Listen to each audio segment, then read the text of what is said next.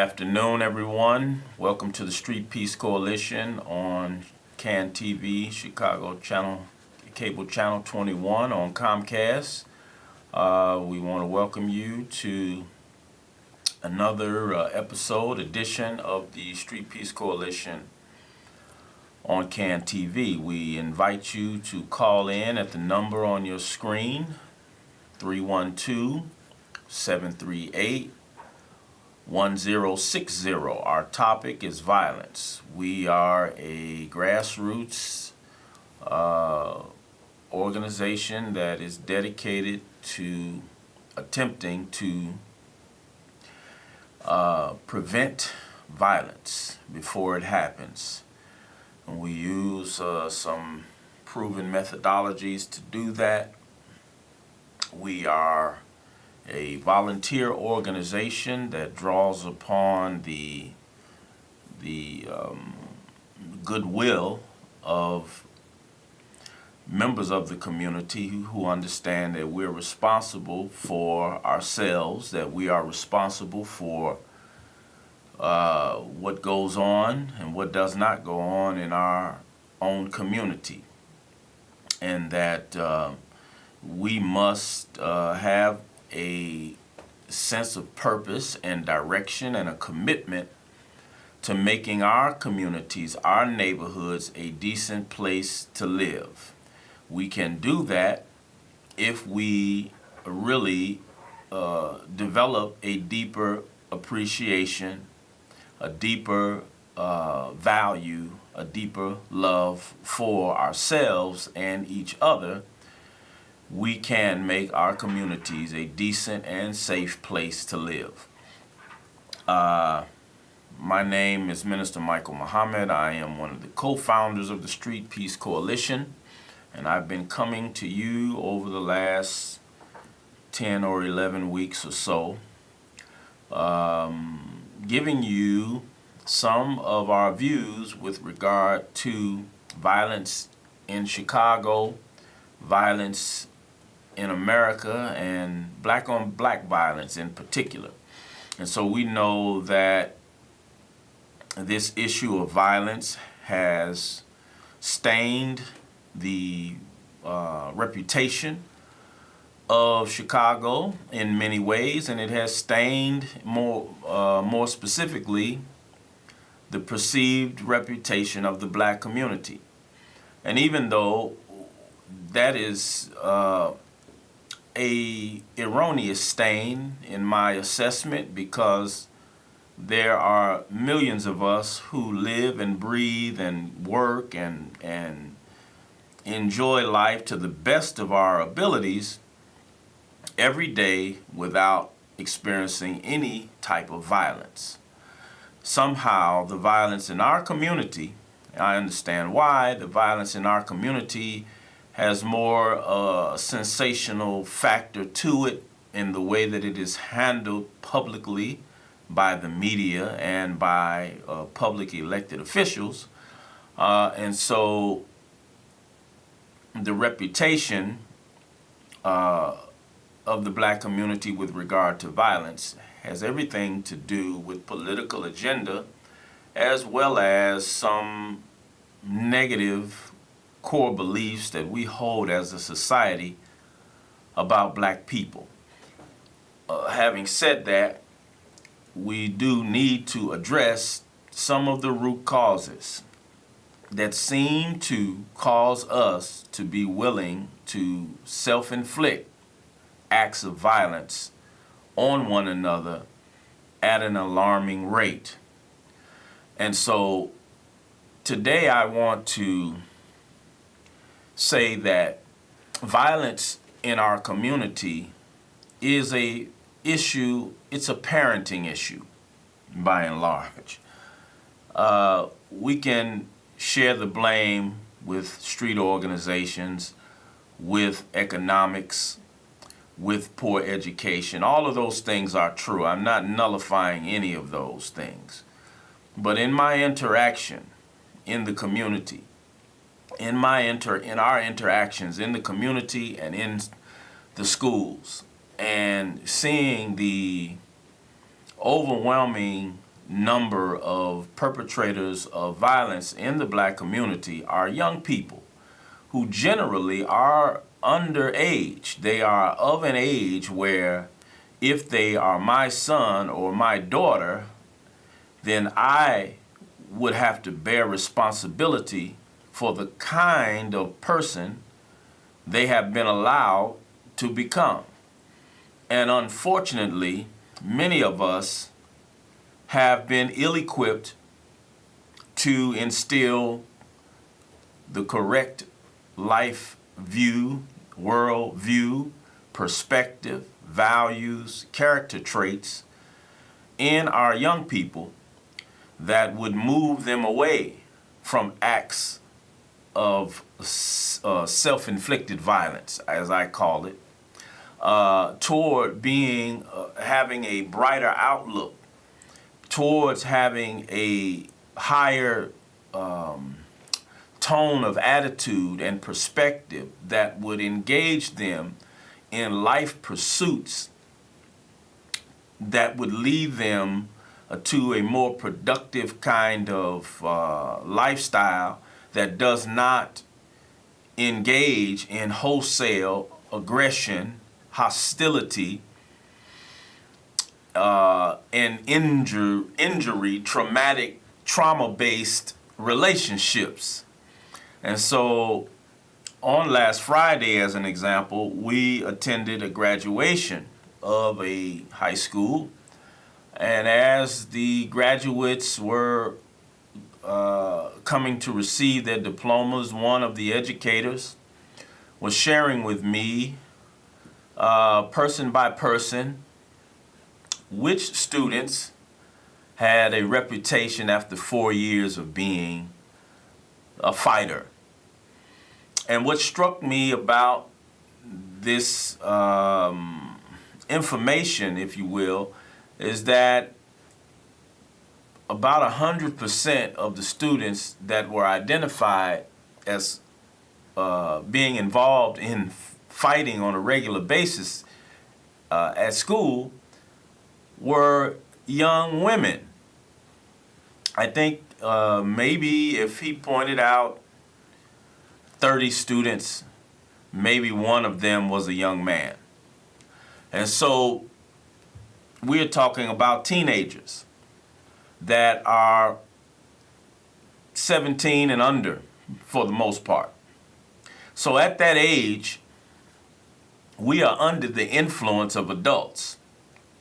At that age, we should have a measure, a high measure of respect and esteem for adults who should be giving us a healthy sense of self, a positive modeling of human behavior, how we should act toward ourselves and toward each other, that would not encourage or even plant in our minds that it is acceptable to act on every hurt, every insult, every disappointment, every heartbreak, every incident that we don't like in an overly aggressive, violent way. We, as adults, are responsible for teaching this to our young people.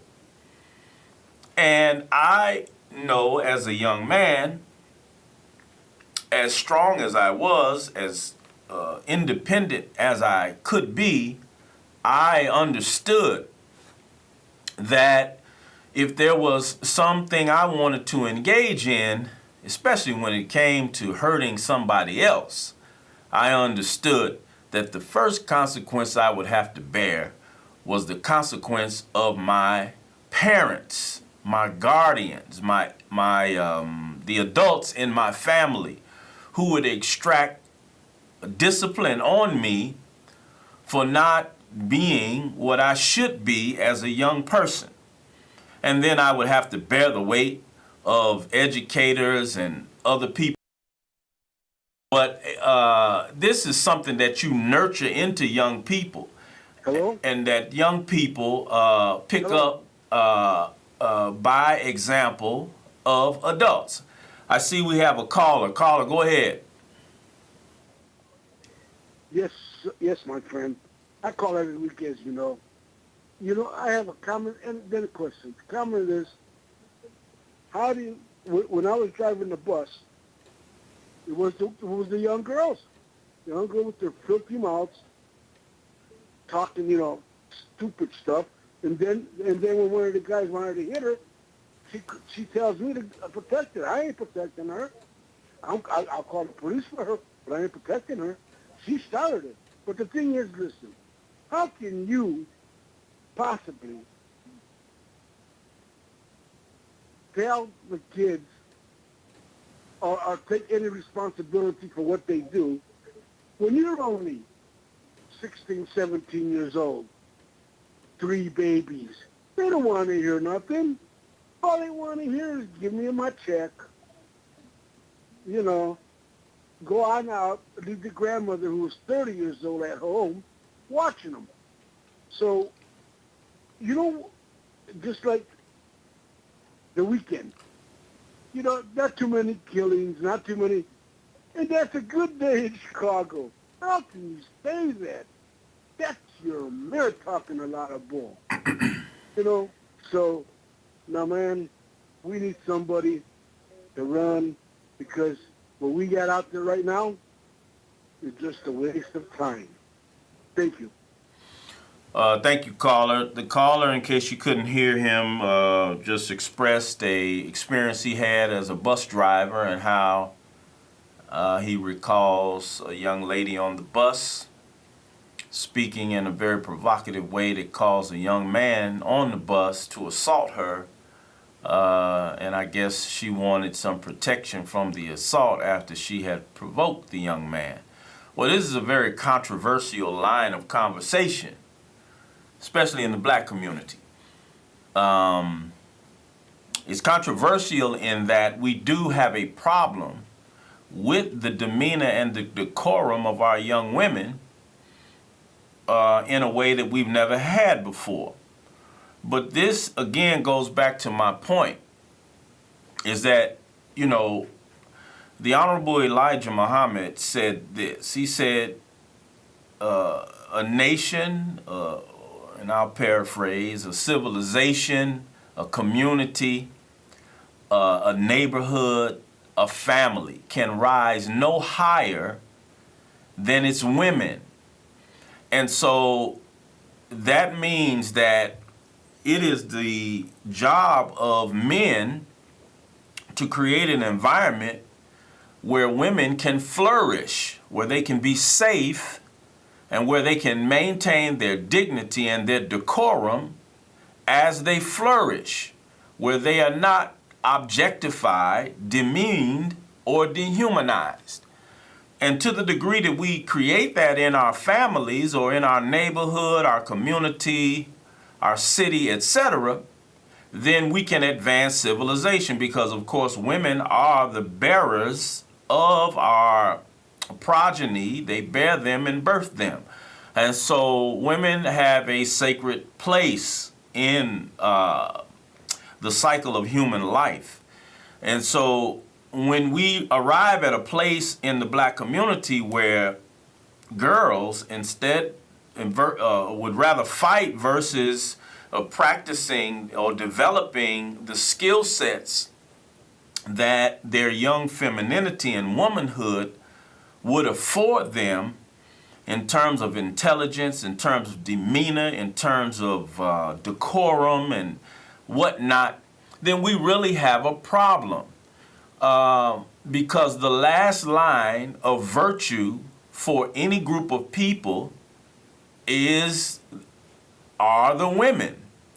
And so when we have allowed our young women to feel as though there's nothing wrong with brutalizing each other as female on female violence, in many cases even feeling strong enough to challenge men to physical altercation, then we have a breakdown in our social structure. And so we traditionally, black people and brown people and ethnic groups in general traditionally have social structures that allow them to insulate themselves from certain social infections or certain social dysfunctions. And so when we see our youth, our young people, our progeny, engaging in a high level of antisocial behavior, social degenerate behavior, it is not a statement about our young people. It is a statement about adults.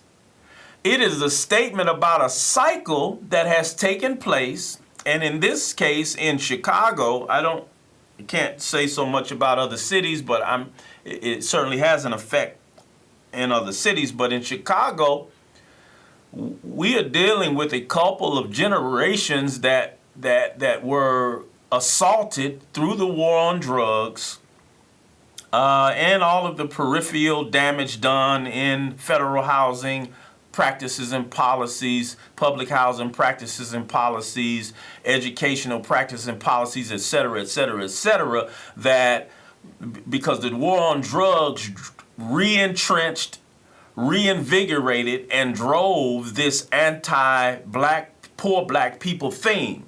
And so the social institutions took a certain disposition that helped to facilitate the breakdown in our internal social structures. And so we had a proliferation, unmatched in history, of our presence in the United States of America, in the rise of single parent homes, primarily women, the breakup of the homes, the incarceration of men, the breakdown of our social standards and values until they've fallen almost totally in the gutter. I see we have a caller. Caller, do you have a question or a comment? Yes, I have both. Okay. All right. Number one, you mentioned one of the major problems was parenting, which is missing now, and I agree with you. And you have another one here. We're trying, first of all, I want to know how I can get in touch with your organization. So you can give me that later. Okay. But there are a lot of problems that you hit on about the discipline in the schools. You got principals now refuse to report incidents because they think it's a reflection on them. They don't report incidents of these young men doing all these things. Number two, we're trying to get a city ordinance that make our young men pull their pants up. We need a city ordinance for that. It's in Maywood now and in Glenwood. And the other thing is, we have to educate our parents in our communities. We got to go door to door almost. So I think we're on the right track, and I want to get involved with your organization. I'm a retired administrator for Chicago Public Schools, and I want to get involved. We need to do something about our young men. All right. Thank you, sir. Thank you. Thank you, caller. That's a great call. I put the overhead back up. You can reach us on Facebook at facebook.com, Street Peace Coalition, or you can go to our website, streetpeacecoalition.weebly.com. You can shoot us messages via either one of those links, and we will be happy to meet with you and discuss how you can or how you would like to assist in our efforts.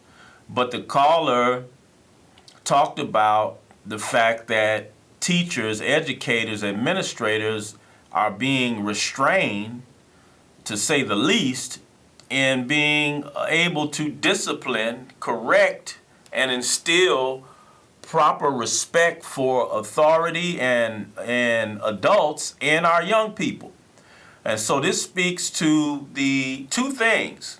It speaks directly to the political mindset, that the political powers do not either know what they're doing when it comes to handling young black people, or they know and don't care, and they are deliberately punishing. And in fact, this is a conversation that I had on Friday with an administrator of a high school, that he is often in trouble with his superiors because he has to try to instill some sense of respect and discipline in young men and women whose parents take offense to it, and the system backs up, the parents' ignorant responses to giving young people a sense of discipline and respect. So this is a political problem. And this is what I'm saying. The condition of our families was driven politically. It didn't happen. This is not our normal state as black people. This is not our tradition of ratchetness, of wildness, of lack of discipline, of just getting down and dirty and grimy with our children, of selling drugs with our children, of just being, having no boundary or barrier in how we instill virtue in our young girls and teach them to try to keep their virtue as long as they can, or at least until they get married or they're in a loving, committed relationship, and teaching young men that they have to prepare themselves for responsibility, et cetera, et cetera. So we've gone away from who and what we are as a community, but it has been driven, the breaking of our social structure was driven and is still being driven politically. And so the city is complicit. The system, if you will, I won't just say the city, but they're a part of it. I'll say the system is complicit in the breaking of the value system that would make our young people be able to reach their potential and come out of this kind of aggressive, hostile, violent lifestyle that is leading to so much brutality, so many shootings, and so much death among our young people. And if you look at the statistics of who's driving the violence, the age group starts at 17 up until, especially 17 to about 25 and 26. That's the category where you have young adults who now were unchecked as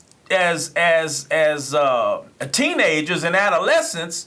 They didn't get the proper parenting and guidance and preparation. So now that they turned 18, they feel that they are legally, they have the right now to act out on any whim they have. They feel as though no one can tell them what to do when they reach 18, even though nobody was really able to tell them what to do before they turned 18. So now they're totally unchecked in how to respond to their emotions and the circumstances of life. And so along with mass media glamorizing the gangster lifestyle, glamorizing the murder, death, and mayhem that comes with that lifestyle, we are prey to economic and political forces that enjoy the breakdown of our internal family or social structures that will not allow us even to discipline our own children without fear of retribution from the system. And so it takes courage on the part of parents today, those of us who understand. You must not be afraid of the system, because the system did not give you the blessing of life. Whether you're the father of the mother or the mother, you have a duty to your children. We have a duty to our children to teach them better, to wrap our arms around, to be more effective at dealing with our young people, to start to raise and lift their consciousness so that violence, aggression, and hostility is not a way of life for our young people, where they destroy themselves and destroy everybody else that comes in contact with them. And so I'm out of time for today. I think next week will be our last show of the season on CAN TV 21, and so we look forward to seeing you for that last show. I want to thank everybody who tuned in and called in. Until next week, this is Minister Michael Muhammad signing off for the Street Peace Coalition. Thank you.